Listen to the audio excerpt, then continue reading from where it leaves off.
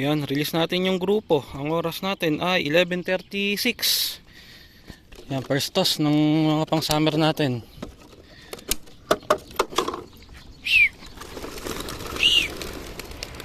Yan. Uy, sakto, buti. Nakatawid na sila nung dumaan yung sasakyan. Muntik pa silang madisgrasya. Ayan.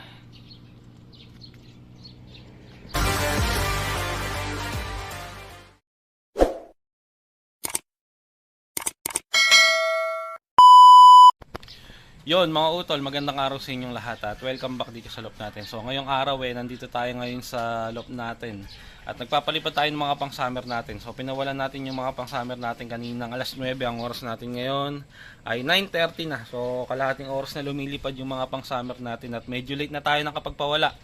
At medyo tinanghali na tayo ng akyat dito sa loop. So bali ngayon, pagbaba ng mga pang summer natin na to, gagayak natin sila mamaya dahil i-road training na natin sila. So bali first road training na itong mga pang summer natin mamaya. So pinalipad nga muna natin sila bago tayo mag-toss dahil mamaya yung liliparin ng mga pang summer natin na to malapit lang, kaya sigurado saglit lang nila liliparin yun, ilang minuto lang. So kaya ang ginawa ko, pinawalan ko muna yung mga pang summer natin, pinaloplay muna natin bago natin sila igayak at itos para nasa ganun makuha pa rin nila yung yung ronda nila talaga sa araw-araw. Kung itotos kasi natin kaagad, siguro mga pinakamatagal na nilang liliparin yung pagtotosan natin mamaya, mga 15 minutos. So saglit lang sila lilipad. So para makuha pa rin natin yung regular na lipad nila sa araw-araw, pinaloplay ko muna bago natin itos ng mga ibon. So ayan sila. Ayun. So ayan, maya-maya pagbaba nitong mga pang summer natin, igagayak natin sila. So ayan yung mga ibon natin, gusto na rin magsibaba pero hindi pa sila bababa. Mamaya na sila bababa. Ay, may nakasabay pa. Kaya kanina pa nga sila lumilipad alas 9 pa lang pinalabasan natin at mainit yung panahon kaya medyo tamad silang lumipad ngayon. Pero hindi muna sila bababa, mamaya na. At pamaya pagbaba nila igagayak natin sila at itotos natin tong mga to. Yun, maya na lang. Ayan, papababain na natin tong mga ibon natin at gustong gusto nang magsibaba. Naiinitan sila. So ang oras natin 9:50. So 50 minutes lang sila lumipad. Ayan, gustong gusto nang bumaba ng mga ibon. Kaya papabain na natin para makapagpahinga sila at maya maya maigayak na natin. So ready na yung pagkain nila para pagbaba kakain na agad yung mga ibon. Ayan, hindi ko pa tinatawag, mababa na. Ito yung bandera nila. Bawa ko muna to, taas tawagin na natin. Ayan, tawagin na natin.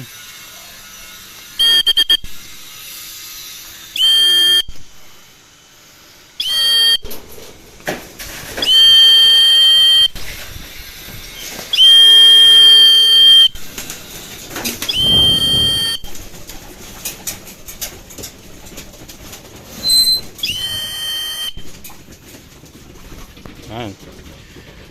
Yung mga young bird natin, 2, 4, 6, 8, 10, 12. Tapos isa ito. Yan, sanay kasi yan na dito natin pinakakain bukod. Iba kasi yung patuka niya.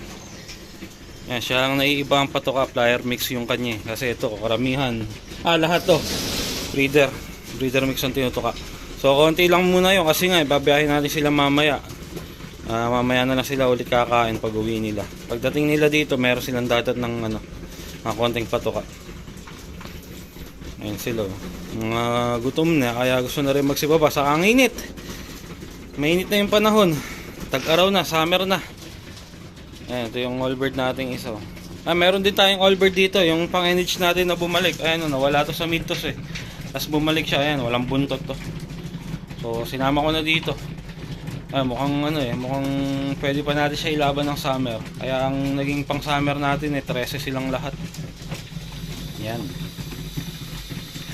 May gagayak natin to. Papahingahin lang natin at medyo mainit yung naging ronda nila ngayon. Tanghali natin sila napalabas alas 9 na. Ayan.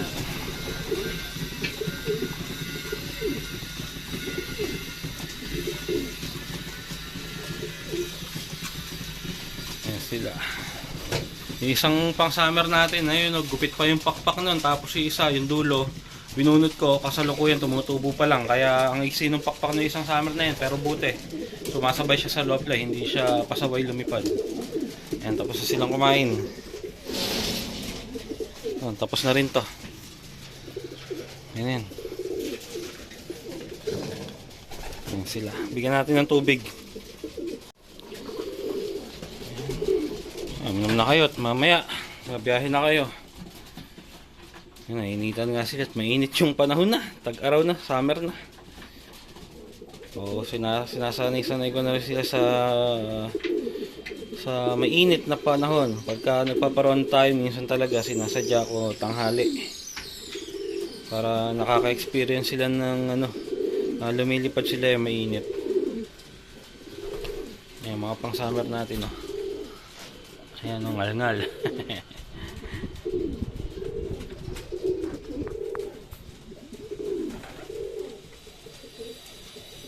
Ito pa yung iba.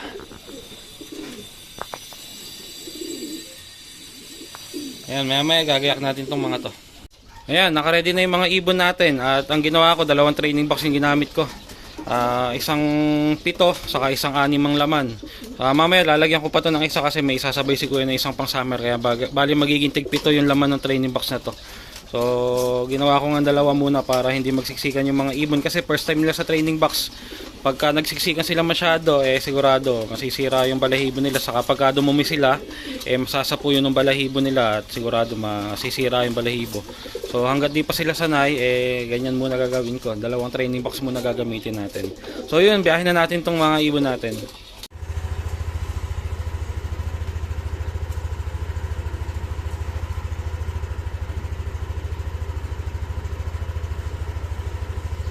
Yun, at dito tayo sa release point. Ayan, diniretso na natin dito sa Candaba. Ayan, dito sa Puo, no? Sa Paligi. Paligi, Candaba. So ayan yung mga ibon. Una kong papawalan nyo kay Kuya, single toss yun. Saka yung isang all bird natin, yung galing ng south. So sila yung mga isi-single toss natin. Ayan, maya magre-release tayo. Ayan, kainitan ang oras natin, 11:27. Ayan, maya magre-release tayo. Ayan, 11:30. Release natin yung pasabay ni Kuya. Ayan, mga all bird lang yan Maya yung sa atin naman ang i-release ko. After nung 2 single toss, i-release na natin to ng grupo. Ayan. Nawala agad. Nawala agad. Dito yung pauwi, dyan yung pauwi. Dyan. Yan yung all bird natin. Release na rin natin. Ang oras ay 11:33. Ayan. 2 lang naman yung isi-single toss natin na yan.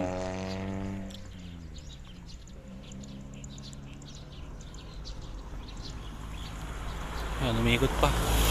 Yung kay Kuya, dire-diretso ito, umiikot to. Sana, ayun. Pag nawala ito, re-release na rin natin yung grupo. Siguro mga 5 minutes. Kaso nag-iikot Sana. Ayun, no. Hindi ito masyadong familiar sa north kasi south ang linipad talaga nere, pero may toss na to ng San Miguel Sinabay ko na yan sa toss ng San Miguel nung mga nakakaraan. Isang beses na mali yung pinuntahan niya. Nawala na. Ayan na natin. Matanda na yun. Ano na experience nun, makakagawa na ng paraan niya para ayun.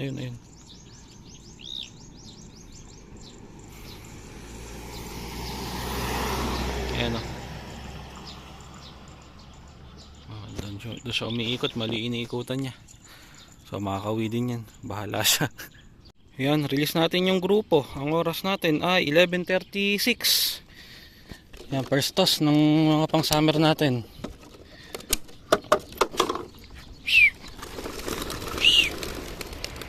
Ayan. Uy, sakto, buti. Nakatawid na sila nung dumaan yung sasakyan. Muntik pa silang madisgrasya. Ayan. Ayan, first toss ng mga pang summer natin. Ayan, 11 lahat 12 pala kasama isang all bird natin dyan na walang buntot Ayan sila oh. Ayan, first toss ng mga pang summer natin. Bale meron nga isang allbird, yung galing ng south nyo na wala sa mid toss. Ayan. So ayun, tumaas sila. Ayan, papadiretso na sila. Ayun, umikot ulit. Ayun, padiretso. Ayan, nakublihan na tayo ng puno. Ayan. So ayak na tayo pauwi. Sana makumpleto tayo. Yon mga utol, at nandito na tayo sa bahay. Ayan, ito na yung mga ibon natin. Bilangin natin. Isa oh, ito, visit yung isang bata na yan oh. Siya pinakamakulit sa training box, yan tuloy. Siya ang madumi, balahibo, saka siya ang stress na stress. Pero yung ibang kasama niya, okay ang balahibo. Wala naman naging dumi. Bukod tangi siya. Ayan, bilangin natin kung kumpleto. 1, 2, 3, 4, 5, 6, 7, 8, 9, 10, 11, 12, 13. So, kompleto 13.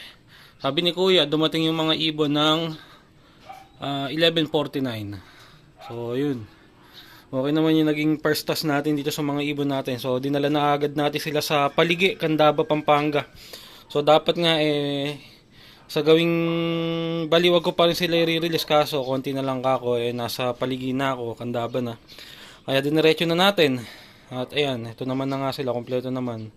Isang grupo lang daw to dumating, pero nga lang dito. Ayan, sininggle toss kasi natin to, hindi natin alam kung anong oras siya umuwi, hindi naman na nakita ni Kuya. Pero andyan na yung ibon. Ayan.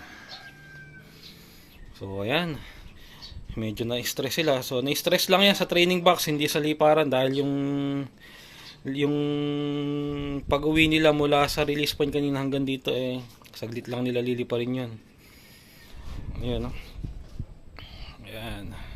So bigyan ko ng konting patoka to, dahil kanina umaga konting-konti lang yung binigay kong patoka sa kanila.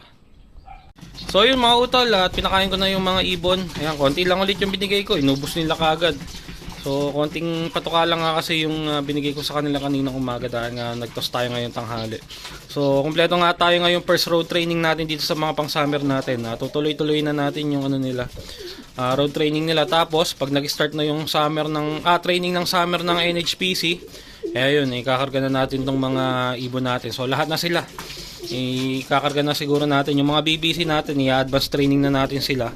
Kasi malamang yung BBC mga ano pa yan, mga last week ng March or first week ng April pa siguro mag-i-start. So depende kung ano yung magiging desisyon ng club na BBC. Pero yung NHPC, parang March 10 ata mag-i-start na yung training nila. Kaya sakto na yung training natin na to, yung mitos, yung road training natin, tutuloy-tuloy na natin hanggang sa yun na nga, mag-start na yung club training ng NHPC para may karga na natin yung mga ibon natin na to.